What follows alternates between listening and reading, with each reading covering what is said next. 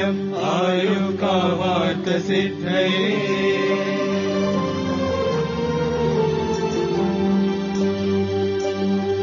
प्रथमम् वक्रतुण्डम् च एकदन्तम् द्वितीयकम् तृतीयम् कृष्णपिङ्गाक्षम् गजवक्त्रम् चतुर्थकम् लम्बोदरम् पञ्चमम् च षष्ठम् विकटमेव च सप्तमम् विघ्नराजेन्द्रम् धूम्रवर्णम् तथाष्टमम्